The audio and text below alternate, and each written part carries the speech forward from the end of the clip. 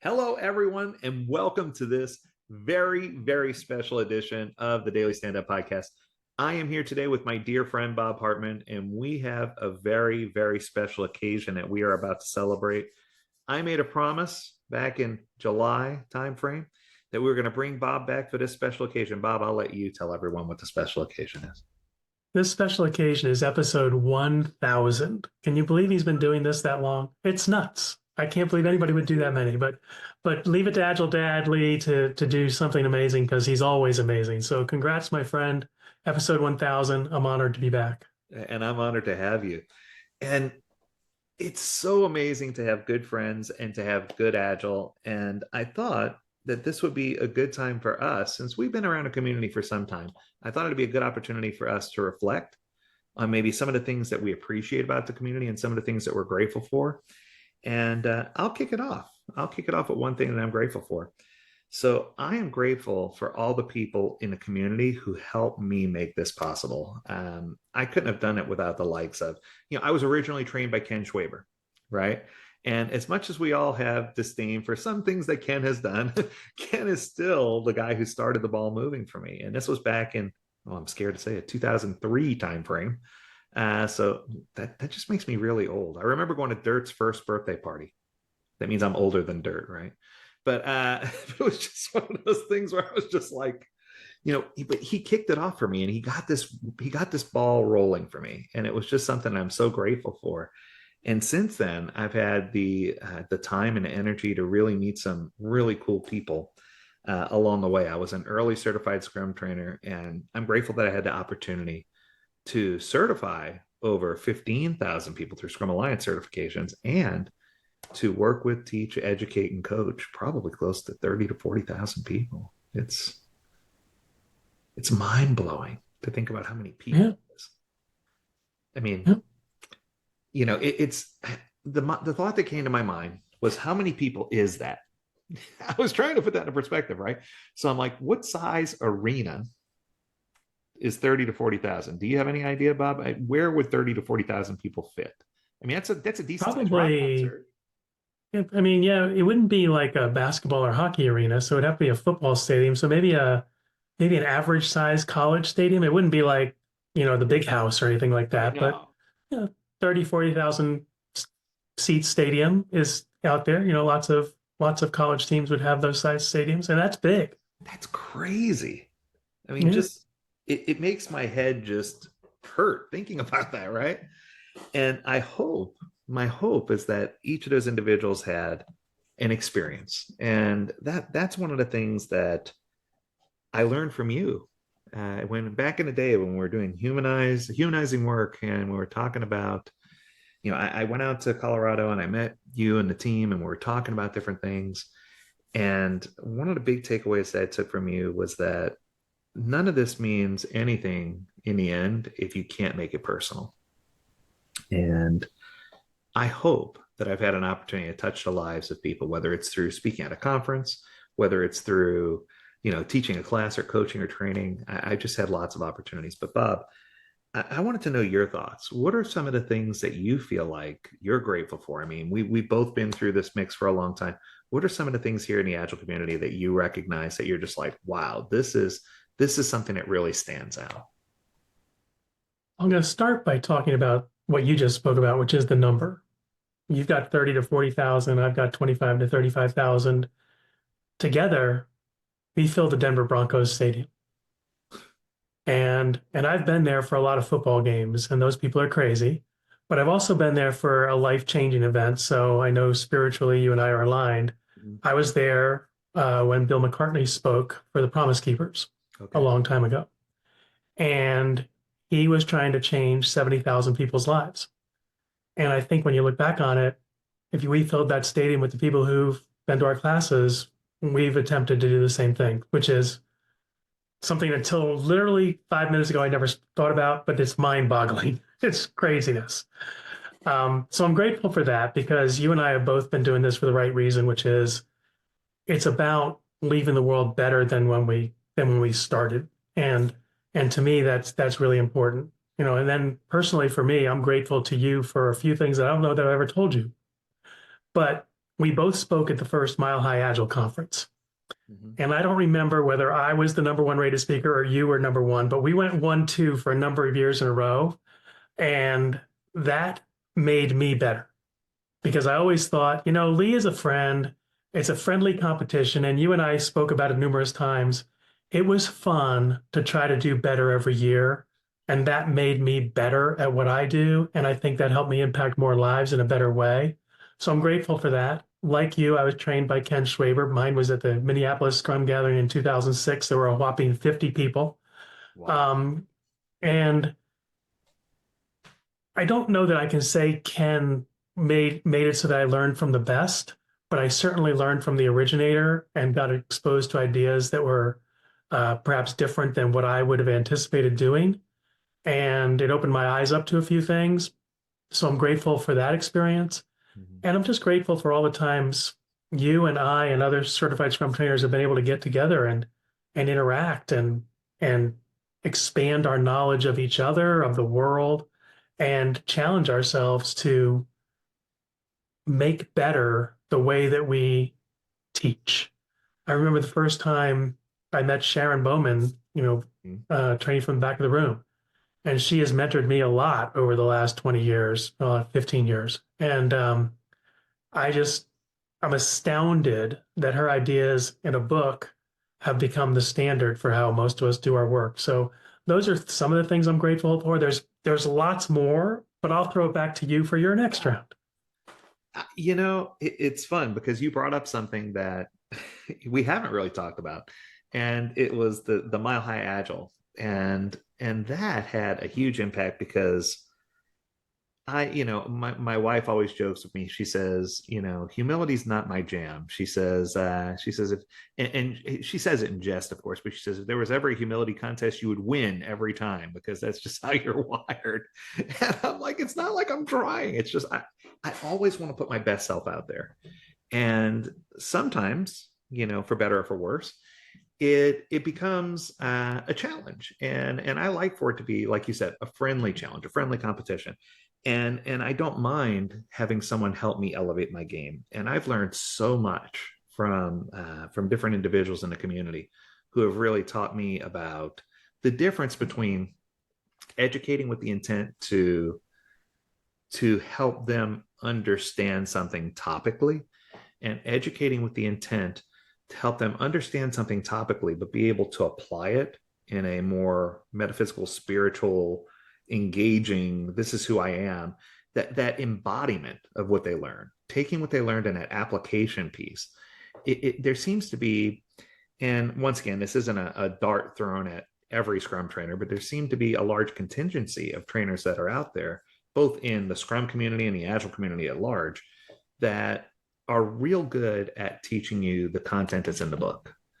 But when it comes to the application, there are probably only a handful, I'd say less than 10, that I really would trust sending, a student to. If a student came to me and said, hey, I can't make these dates, is there any other trainer you would trust that you would send me to? I mean, I could probably count on three fingers the trainers that I would say, hey, these are the three that you can choose from. Take your pick. And you're definitely one of those three. But it's one of those things where it's amazing to me to think that we've come so far, but yet we haven't come. Does that make sense? We've come so far as a community, but yet we have so far left to go. And I think that kind of warms up to my next question. For many years, we talked about opportunities to work together, and I want to highlight. I love to retrospect, so I want to highlight something that we both did. So I'm going to answer first what happened with my return and report, and then I'm going to ask you to do the same. So the last time we spoke at the Agile conference on the podcast, we challenged each other to get a handful of unemployed people or underemployed people into our sessions. So I extended up to 50 offerings for regular and 50 offerings for advanced. So it was a total of 100 offerings if anyone needed those for scholarship to be able to come to the classes. I'm happy to report that we had 25 people come for the level 1 training, and we had about 10 come for the level 2 training. But we did have something interesting happen. We had an opportunity to gather and to network with two groups, one specifically in Utah called Tech Moms. And it's more of a women in technology group helping mothers who maybe left the workforce to start a family, or maybe they were trying to get into the workforce, but they just don't have the experience or they have gaps in their resume. And we extended an offer to them to come to class for a very low cost, for basically the cost of the course, which was $89. So they were able to come for $89 and come to the course. And it was just, it was a losing money thing, but it was one of those things where it really did. And I got to see firsthand the impact that this had on these women. And I would argue that those were even as powerful, if not more powerful, than the people who came for free. The people who came for free were appreciative, don't get me wrong. But I almost think that the people who had a little bit of skin in the game took more away from it than the people who came for free, which was really, really interesting.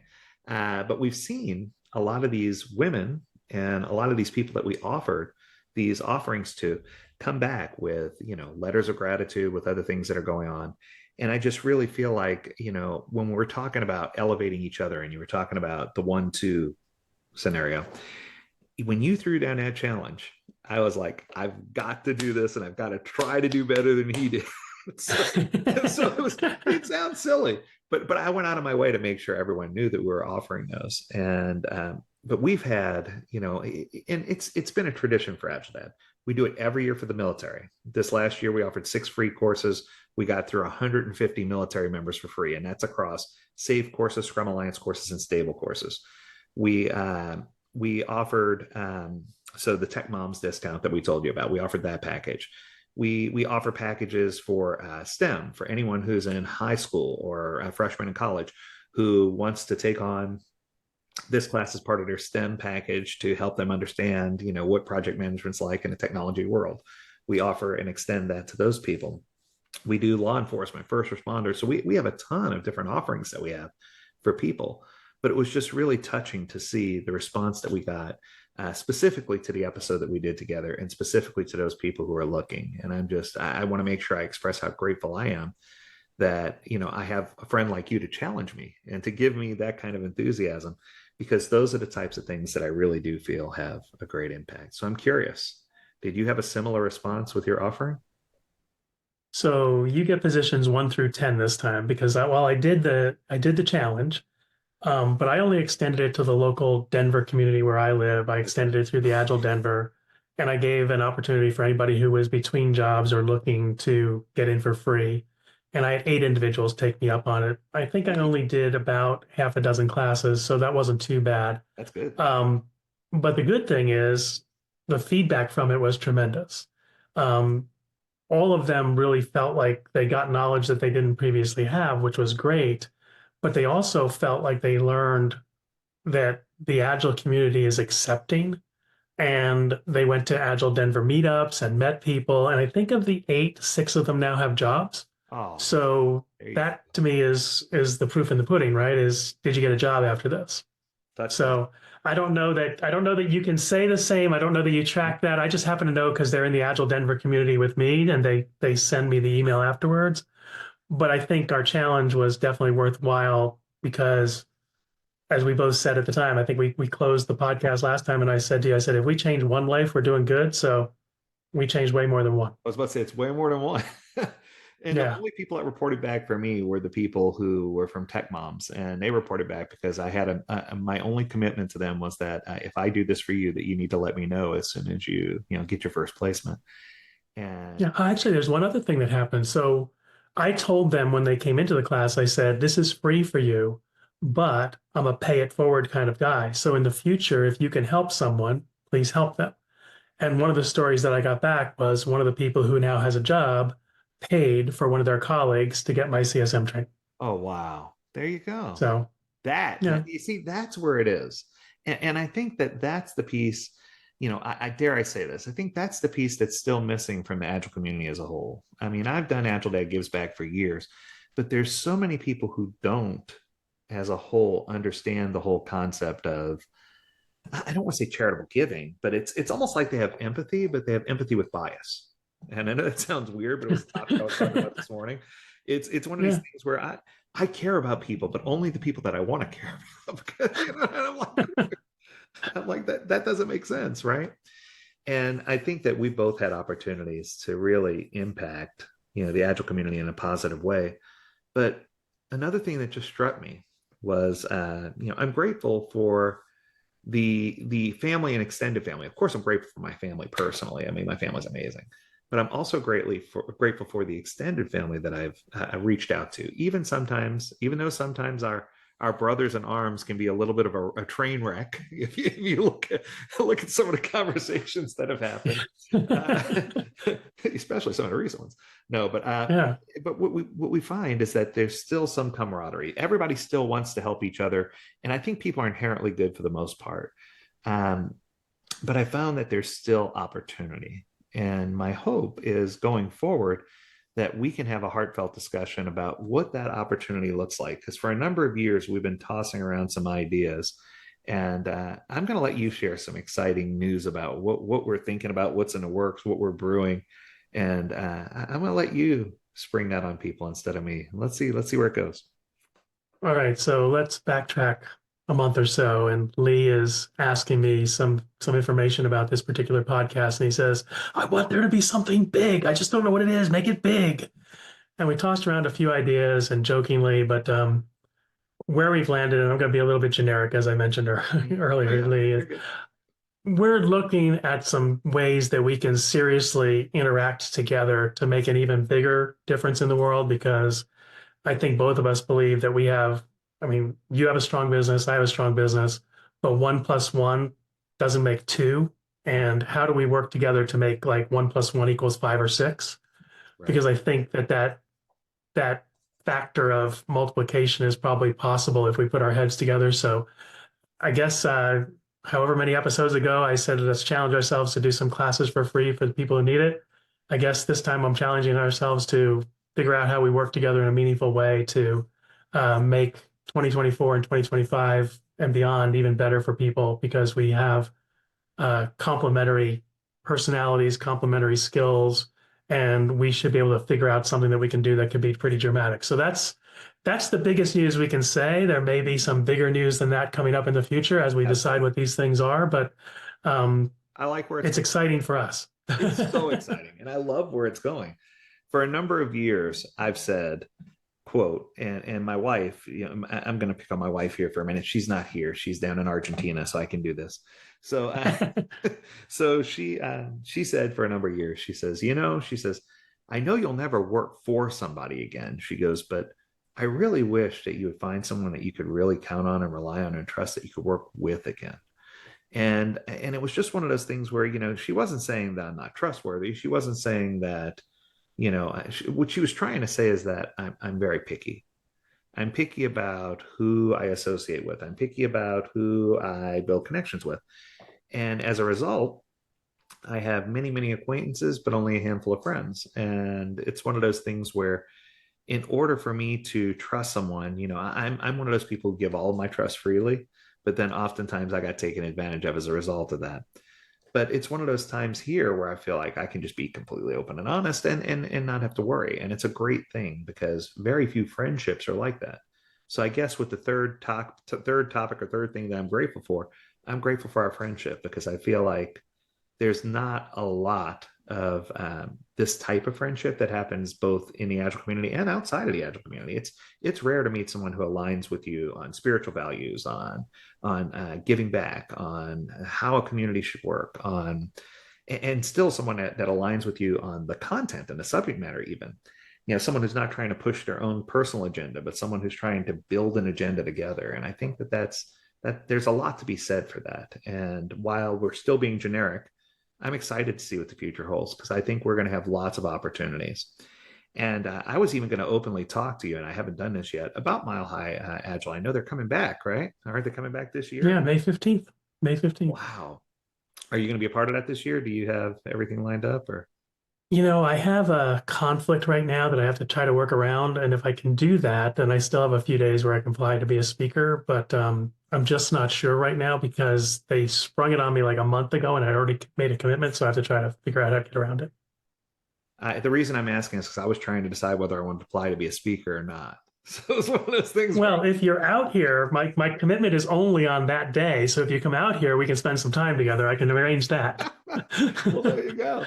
No, it's just I thought it'd be fun because I was just, and it's so funny because I got the email from Mile High Agile in my box, and I literally had my calendar pulled up and I was scheduling May classes, and it was like, I'm like, whoa, I'm like, I want to go visit Bob. I'm like, do I schedule classes? Or I said, I'm not scheduling classes. So I literally, oh, excuse me, I left my entire May open just so that we could have this conversation.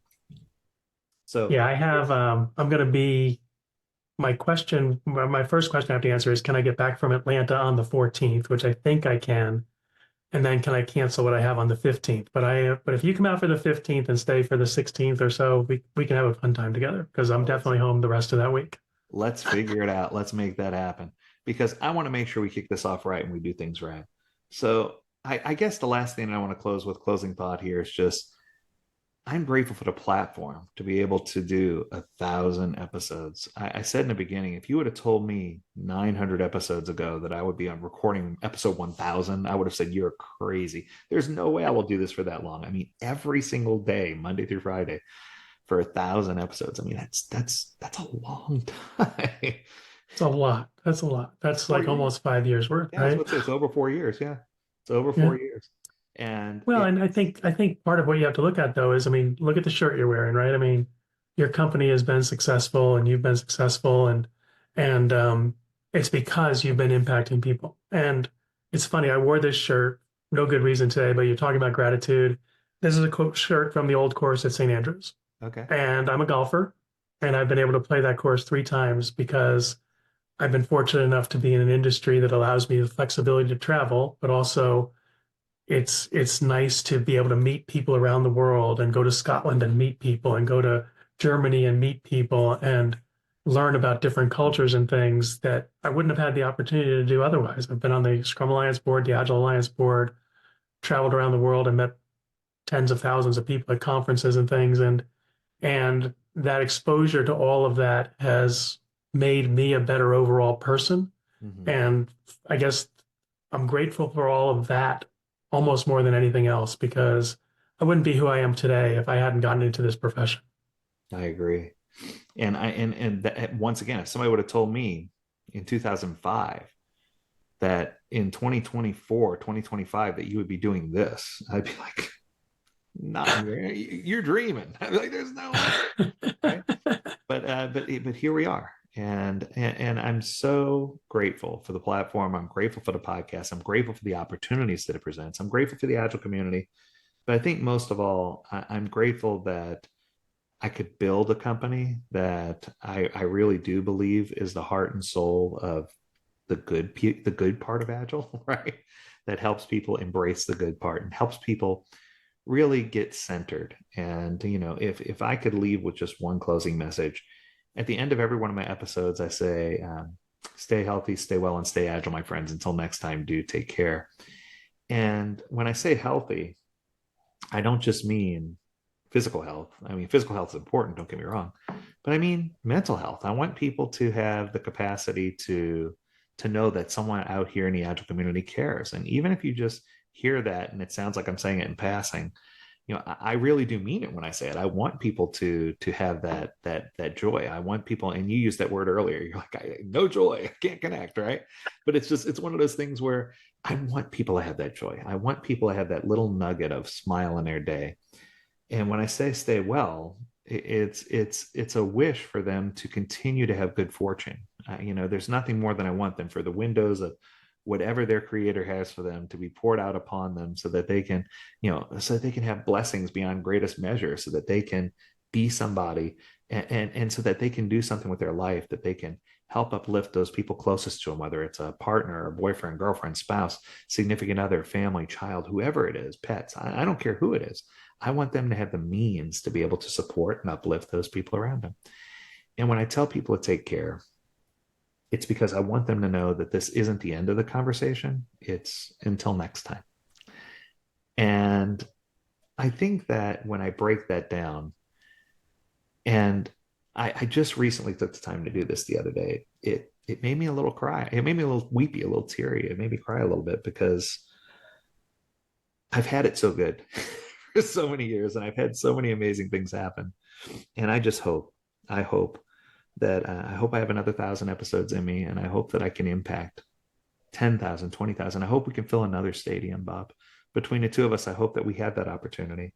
And most importantly, I hope that we have many, many more platforms and stages left to speak on, and that we have an opportunity to do that together. Because I think one of the most exciting things in the world to me would be to have a platform with you where we could both just present the brighter side of what the Agile community is, and let people see that people matter, that we're humans and we all matter, and that if we can prove that every individual has great worth, and we can stop talking about individuals and start talking about intertwining the fabric of our stories and creating that tapestry, that life, and just let people take off the blinders and see what the world really is, and stop judging people based on who they are, the color of their skin, who they worship, who they vote for. None of that matters. At the end of the day, in 100 years from now, none of us are going to be here. And every single thing that we own, every possession that we have, will belong to someone else. Or it'll be sold, or it'll be thrown away and discarded. We'll be a picture on a wall somewhere, right? In the Agile Hall of Fame. Ooh, there you go. I don't even know if that exists, but if it doesn't, we should create it, right? We'll be the founding fathers of the Agile Hall of Fame. We'll have a place where people can go visit, a museum. I don't know. Maybe we'll put the museum in Snowbird or something. But There you go. but it's just one of these things where I think about it all the time. I'm like, if somebody came back and listened to one of these episodes in 200 years from now, and they got 3 words of value out of it, then I've done my job. And Well, I my just, friend, I have to say that over the years, you have made me laugh so hard that I cried. And what you just said impacted me so hard. I'm trying hard not to cry because you are you are one of the most passionate individuals I know, and you can present things in a way that makes an amusing story be a life-changing event. And to see you be very serious about this is it hits me hard because we're both pretty jovial people and we tell a lot of stories and we make a lot of jokes. But at the end of the day, this is serious business and people have lives. And I tell people all the time, my goal in life is that there's a world in the future where people enjoy going to work.